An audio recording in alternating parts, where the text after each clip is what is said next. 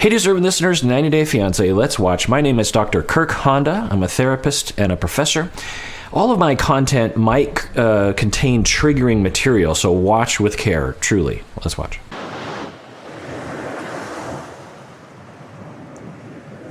I wasn't important anymore to you, to a point that I have a car accident and you'd rather stay with a whore.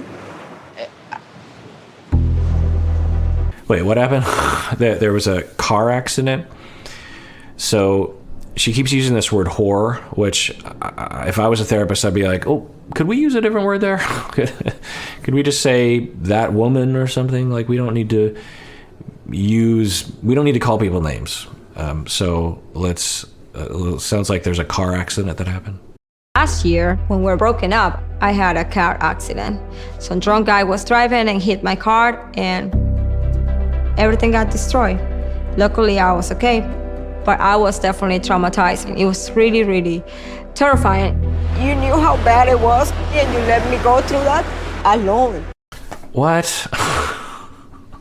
I mean, okay, Evelin, you went through a car accident. It was traumatic. I'm on your side on that. I get it. It can be very scary. It sounds like you weren't injured, but it can be very scary. It can be absolutely traumatic. You know, drunk driver hit her, and you know it's awful. But Corey's fault that you broke up with him and kicked him out of the house, and so it sounds like maybe did she reach out to him or something and say, I was in a car accident? You broke up with him, and he was sad about it. And okay, so but this is where her feelings are coming from. And okay, if I was treating this couple, I'd be like, and I knew the background, you know, I might say, well, I don't know if that's exactly fair, but this is where she's coming from. And you know, if and certainly Corey wants this to work out, so if he can take the higher ground here and you know, just say, okay, I don't feel like this is fair right now, but you know, she's really hurt, so maybe if I attend to that, this will repair the relationship. Let's see what happens. He was the only person I contact for support, but clearly he didn't care enough because he was too busy trying with somebody new. Yeah, that's probably true. And or he was like, I don't want to support my ex who dumped me and kicked me. I don't want to. She has a whole family. She has all her friends. I'm not going to run to her. What am I supposed? I'm in another country. What am I supposed to do? Anyway, now I don't know. I mean, maybe if we knew the circumstances for Evelin, we'd be like, oh, okay. You know, I could see that. He's a jerk face. I don't know. Okay, so if we had to make a guess here. So there's the humiliation trauma hypothesis, and there's also the hypothesis of betrayal that she feels, some kind of abandonment that she has a trauma around, and her way of defending against that is to never get close to anyone. But she's always in this state of feeling abandoned. And people will do this, you know, like, I don't know if this is Evelin, but you feel like everyone's going to abandon you and you're very sad about that. But of course you're desperate for closeness, as everyone would be, but particularly because you've never had closeness. And then as you get close to someone, you get scared. And so you're always kind of pushing the person away, but you're desperate for closeness. And then the person moves away from you, even though you're the one pushing them away. And then it feels like they're abandoning you, you know, because it's like it's happening all over again. Is that what's happening? I saw the Instagram stories. I saw what happened. Day I had the car accident. I went through Instagram and I saw this mutual friend Instagram story. It was with Corey, and I heard a woman in it asking for wine. He was there drinking with her. Fine. You broke up with him. I just can't get over that that logical difference between me and Evelin. You broke up with him, and you used a friend's Instagram to spy on his Instagram, and he was dating another woman after you broke up with him and kicked him out, and he's in another country, and the relationship is over.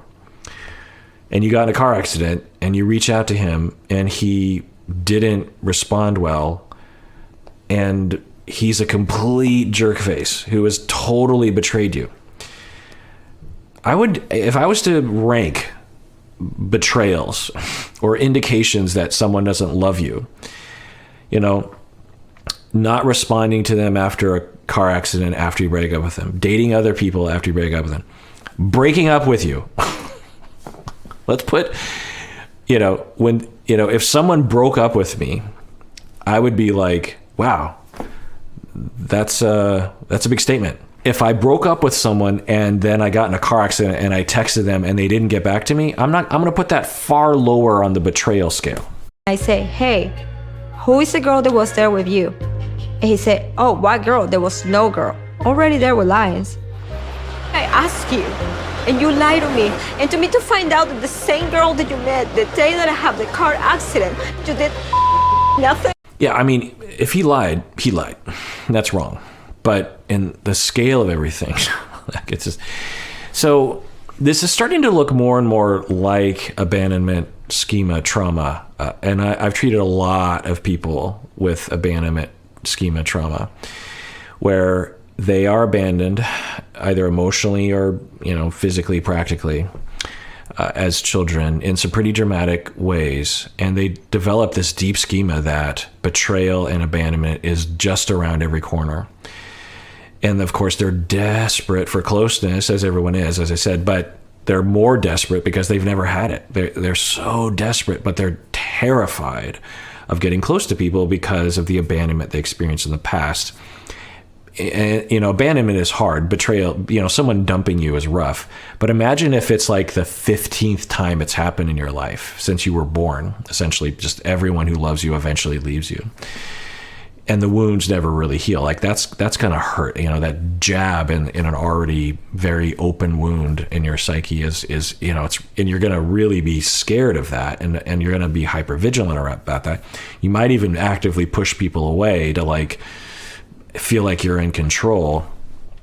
But when any hint of betrayal or abandonment happens, even if you broke up with someone, because of the wound that you have, it feels like abandonment and betrayal again, and it hurts deeply, which is real. The emotion is real, but it's misdirected, and then you become almost semi-delusional about the narrative of the situation. I've treated so many people like that.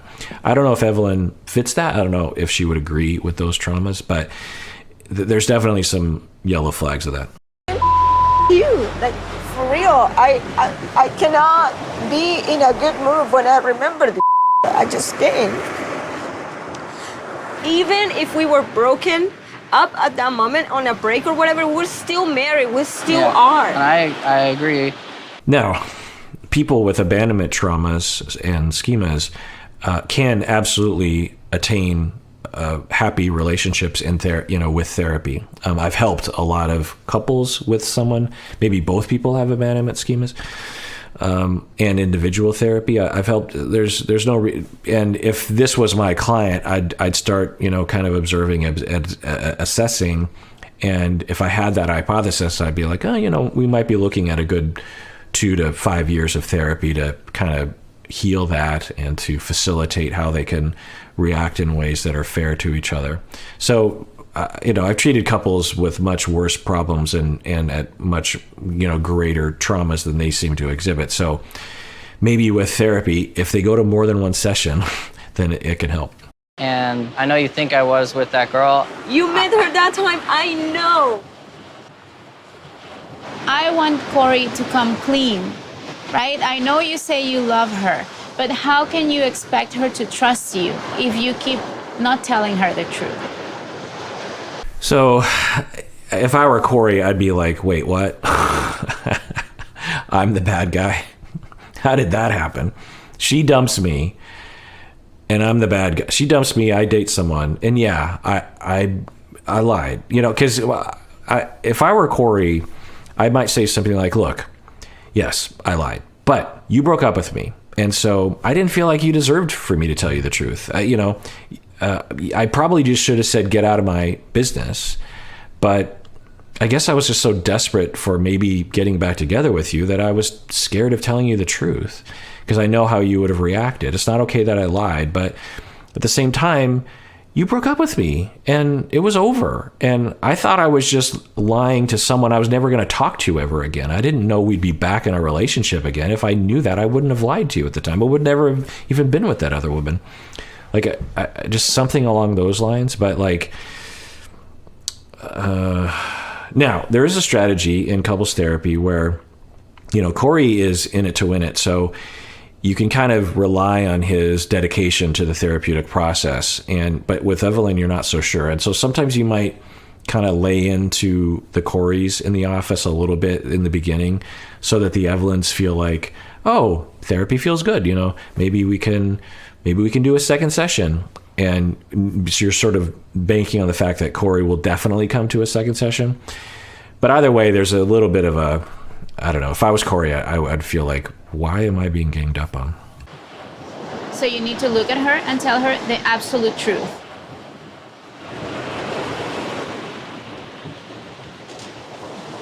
That's just telling someone what to do. I would invite him. I would say, so it sounds like Evelin is having some trouble with trusting. Would you like to build trust back? Yeah, I would. Would you like to be more forthcoming with her and really lay all your cards? And do you think that would help Corey? Instead of just telling him what to do. You need to do this. I did meet Jenny when you were in time of need, and I wasn't there for you, and I'm very sorry for that. Okay. How about Evelin apologize for breaking up with him? As a manipulation to get him to learn Spanish better and to be more independent. Okay, great. So he's apologized, which is fair. Is she going to apologize for breaking up with him? And change that. I'm telling you right now, I'm sorry for the lies I've given you. I am truly sorry.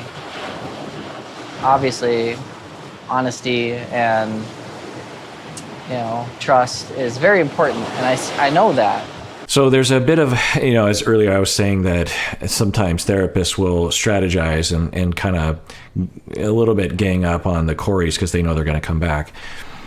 But there's also this tendency in therapy to notice that the Coreys in the office are much more of a pleaser.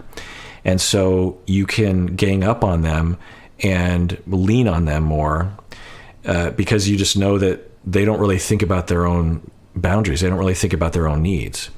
And so this is, it's great that he's apologizing. He did lie. He should apologize. But hopefully we can get, some fairness, because there's an issue of fairness in this relationship that maybe the therapist doesn't know about yet because it's, 7 minutes in the first session. But, does fairness matter? I mean, it does to me, but does it to them is the thing. Does Corey care about fairness? I don't know if he does. So I don't know. But I will say this is going pretty good. Let's see how the rest. Evelyn, how is that for you to hear? I don't know if the word is nice or like, I don't know, but it's correct of Corey now to finally admit to these things that he did and take ownership of his mistakes instead of justifying every time. I think he's apologized a number of times, written and verbally, in a very similar way. So unless I'm missing something. Now, maybe because the therapist is there, it helps Evelin to hear it better. I don't know. And I feel like that gives me a little bit more of relief that if he gets what the problem is, maybe it'll be better to find a solution. The therapist got him to admit to things that I wasn't able to get him to admit to. So yeah, there is something good out of this therapy. Am I missing something? Because I could have swore he admitted to the lying, and maybe it wasn't the extent of the lying or something. I don't know. I suspect that if it is true that he had apologized a number of times, similarly to the way he did in the session, but Evelin only hears it this time, is because maybe the therapist helped her to be more open to hearing something. That's just my guess. But it'll take time. That's what I believe. A lot of couples have gone through situations like this, and it's a process to learn how to forgive and to regain trust.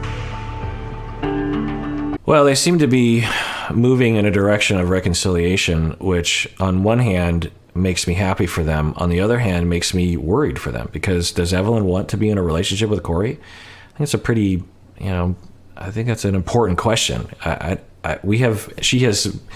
That's been a central question, and Evelin has answered that in a variety of ways that has indicated she doesn't know if she wants to be with him. She doesn't know if she wants to even be married.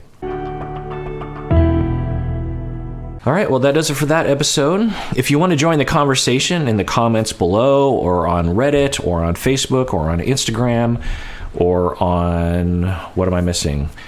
Something. But there's a lot of places where you can connect with other people that watch this channel. And there's just a wonderful community on Discord. That's the one I'm missing. And on the Facebook page. And mainly the Facebook fan page and the Discord are where a lot of people connect with each other. And we actually have fans who are moderators on those platforms, have volunteered for that. So if you're one of those people, thanks a lot for that. That's super cool of you. So you can join the conversation there if you want to, and if you don't want to, it's totally cool as well. But always try to be nice to each other, especially in the YouTube comments, because sometimes it can get a little conflictual, and sometimes it's justified, but I think most of the time we should just give people the benefit of the doubt and allow for difference. People think differently sometimes about things. They have different takes, they have different biases, and that's okay. We can appreciate the plurality of human experience and opinion. And everyone out there, please take care of yourself, because you deserve it. You really, really do.